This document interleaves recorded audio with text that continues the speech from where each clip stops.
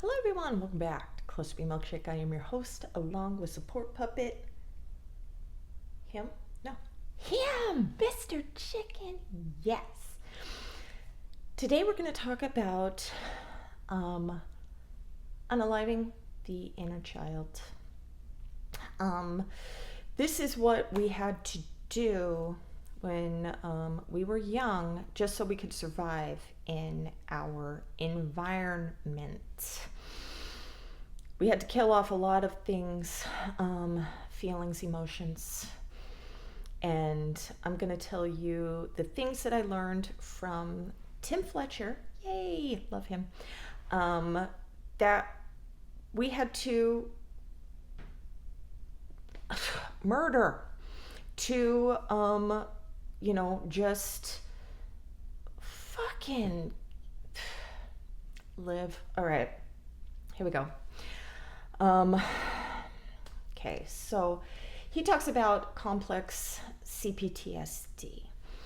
Now, as you know, having regular PTSD, it's fucking bad anyways, is one traumatic event, okay? That's PTSD. Having complex PTSD is having micro events happening over and over and over time, okay?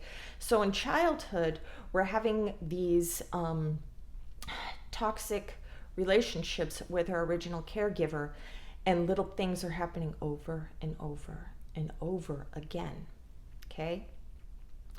So he talks about how complex trauma can make us feel less human. And he gives us 11 things. So I'm going to go over these. One of them is our natural alarm system. This is our gut feelings.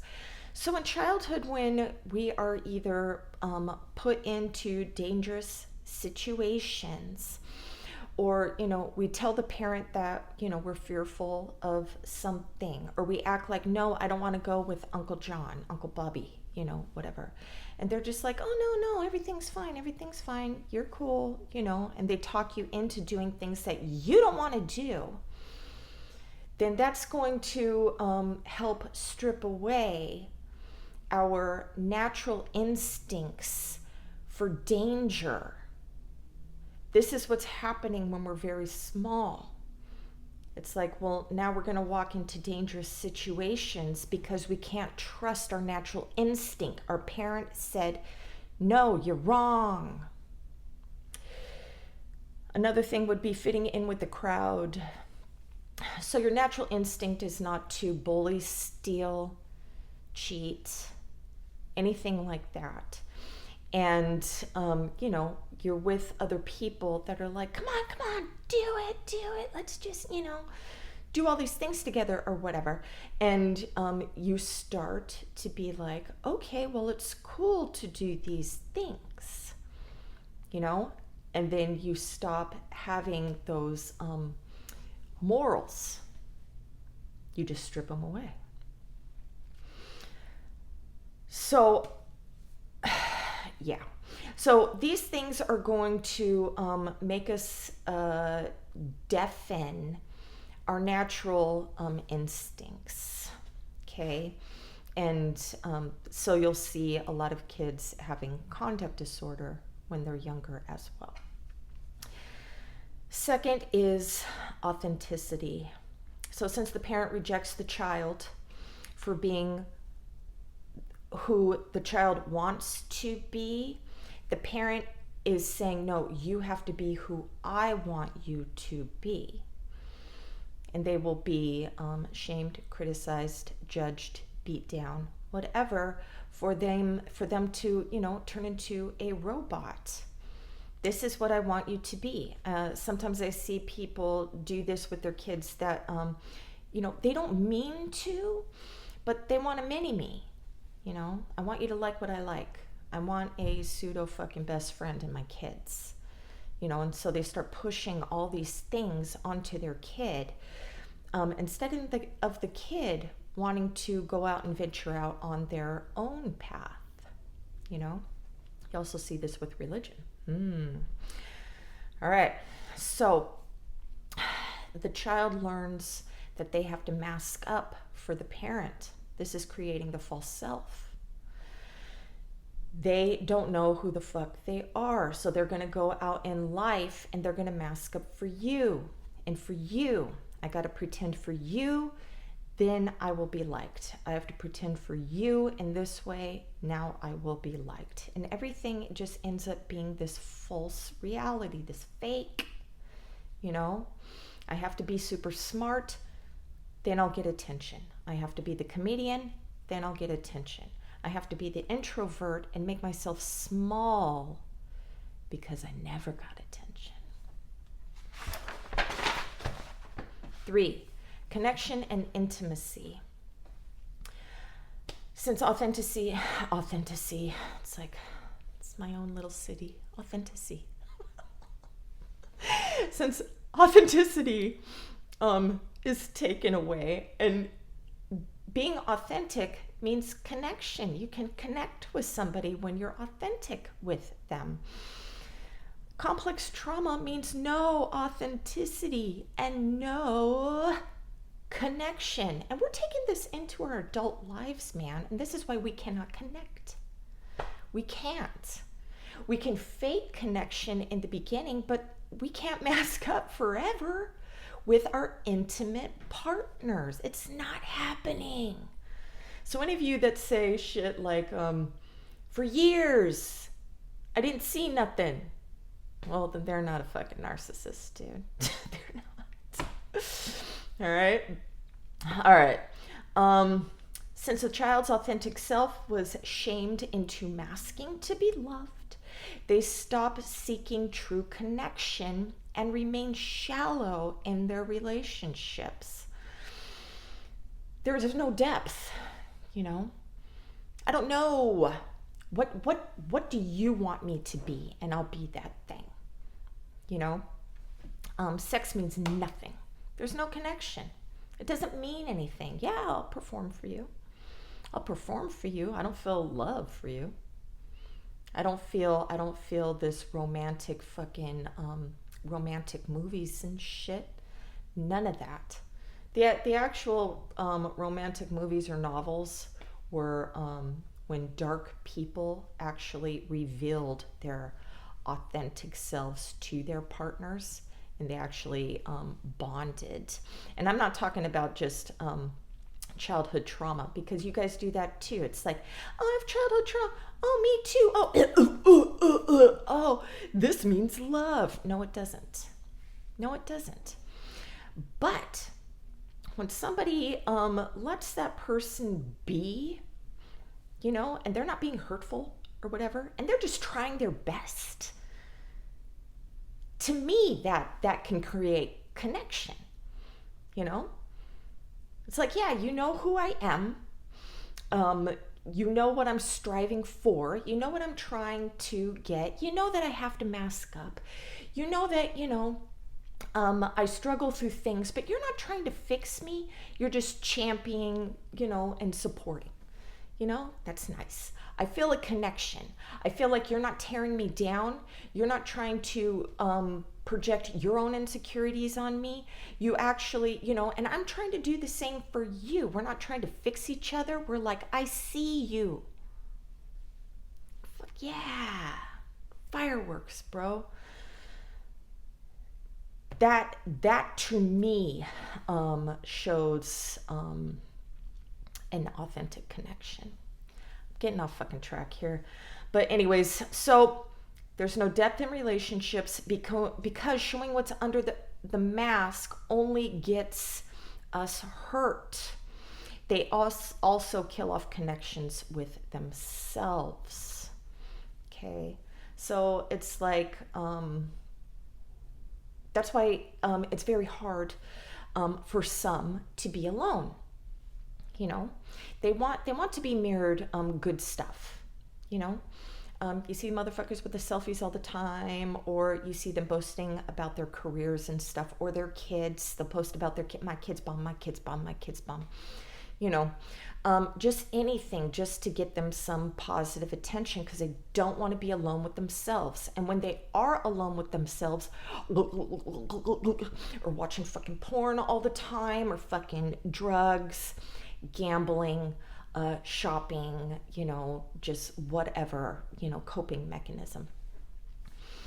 All right, 4, trust. Children are born trusting others until they are constantly let down and hurt. Even hope gets stripped away because you felt betrayed all the time. Okay? Anyways, you think everybody's going to fuck you over. Might as well sabotage my own relationships. So, and this can be like really conscious, or at the end of the relationship, it can be I can be very aware and be like, I can't wait to get the fuck out of here. I'm like excited for the next event because I'm out. I'm done. So since trust equals pain, trust will be murdered from the child's soul. Truth. If telling the truth results in being punished or hurt, lies will be necessary to survive. And then you're going to see, adults lying when they don't even fucking have to. Because they had to lie so much when they were young. It's like part of who they are. I even, there was a question asked in the Cluster B chat group, and they're just like, like they can't fucking help their past lying behavior, and they're trying to be very conscious of their lying, so this is a real fucking problem. It's not just to fuck with your head. It doesn't feel good to be lied to, of course, and you shouldn't deal with it, and it should be thrown in somebody's fucking face, but just to let you know that the struggle part, okay? All right. So, if nobody in the family was concerned about telling the truth or refused to talk about what is happening, lies and distortions become more valuable. Mom's an alcoholic, dad abuses mom, you're getting abused, whatever. Something has to be kept a secret because nobody's telling the truth. Nobody's bringing these behaviors to light or to be corrected. Your life is a lie. You bring these behaviors into your life, so you keep everything a secret. There's a lot of shame there. A lot of people don't know that they have shame. They don't even know how to name it. A lot of us don't know how to name feelings and emotions too, and a lot of us have trouble seeing what they fucking mean in you. You're crying, you're sad. Why are you fucking sad? It better not be because of me. Fuck your feelings. Sorry. All right. So, if the truth of your life is too painful to live with, we can create a fantasy world. We're also lying to ourselves. Okay? We don't want to live in reality. Reality was too painful, so we're going to make up shit. And guess what? We end up making up shit for you too. You have to be this. I have to control you. Stop being yourself, man. You're supposed to be this thing that I want. You're supposed to be this perfect fucking thing. What do you mean? What do you mean you want to do fucking something I don't want you to do? What do you mean? What do you mean you have your own fucking wants and needs? What? No. All right. So, let's continue. 6, needs. Needs were killed off in the child because needs were not getting met on a repeated basis growing up. I've read stories about people who didn't have enough food. I did have stories about, there was no emotional connection with your parent. You weren't getting your feelings validated. You could be rich, but your parent is gone working all the time. And all they're doing is just throwing money at you. Take care of yourself, take care of yourself. Here's a new car. Here's fucking whatever you want. I'm going to bring you joy by giving you shit. But you better fucking act right, kid. So there's strings attached to stuff. It's not, here you go, I love you. How do you feel about that? You want to go off and do something together? How are you feeling today? I see that you're sad. Do you want to talk about it? And then you're a non-judgmental parent, right? And you just want to give guidance, or you just want to, hug the kid and everything. Well, guess what? We didn't get that. We didn't get that. So we don't need you. We don't need you. And we think there's strings attached when you do give us our needs. What do you want? It's almost like, you get the PTSD response. What the fuck do you want from me? Some people will become the very hyper independent. So they'll be givers, but they can't receive. They'll do for you, but I don't trust you doing for me. I'll take care of myself. I can't let myself need you. I cannot. I can't. All right, number 7. This is with the more severe complex trauma events, is empathy removal. So empathy was not shown to the child. We have to learn through our parents or original caregivers how to empathize with others. And how do we learn that? Is you giving us empathy and then teaching us how to empathize with others. So if the parent doesn't have empathy, or they have selective empathy, or their empathy is intermittent, we don't know what the fuck is going on. So we get rid of it. Empathy is a sign of weakness. Empathetic people get taken advantage of. So a child comes into the world, just fresh, sponge and everything. And when you don't have empathy for that child, when we grow up, we're going to be like, you will never hurt me again. No one will ever hurt me again. And empathy is a weakness. Needing you is a weakness. This is why, I can't, I don't want empathetic people. I want cognitive empathy, where you logically understand, something that I'm going through and you act accordingly. But I do not need you to feel what I feel. I don't want you crying for me. I don't want it. Yeah. So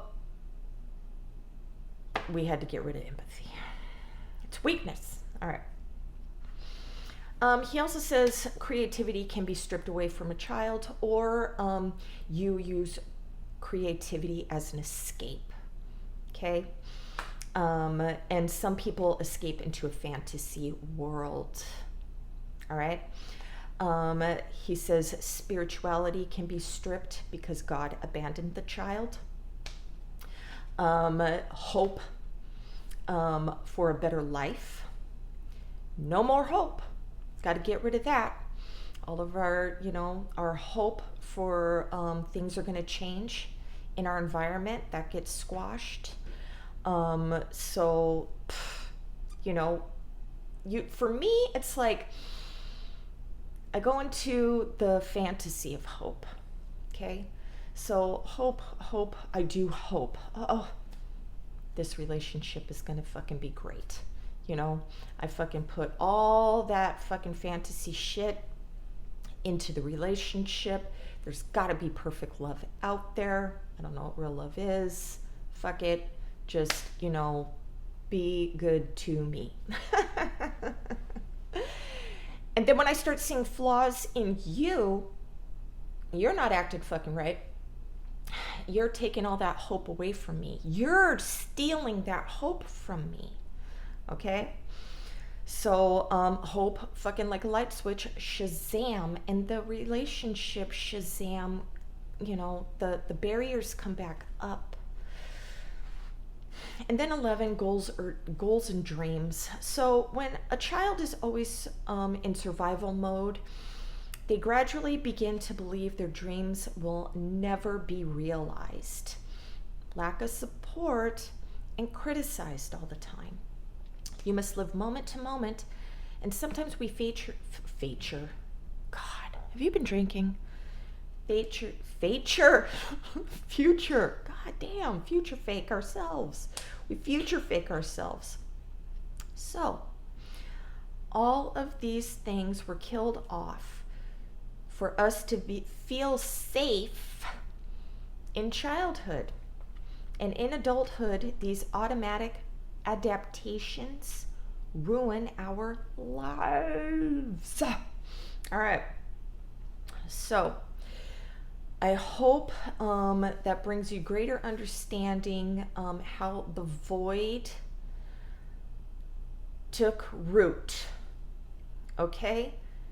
This is why nothing you do is going to fill that void. No amount of empathy, care, love, nothing is going to fill this.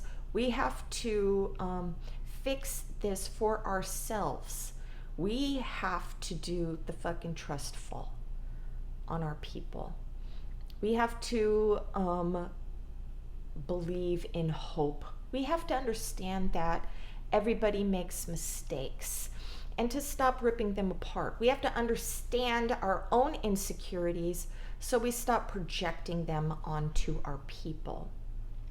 And if you're with a toxic person and you are trying to take baby steps into filling up tiny bits of this void, a little bit at a time, and they're also a void and they're fucking with your progress, you need to leave. All right? You want not that. You want not that. Okay? All right. I hope that was helpful. Have a great day. Namaste.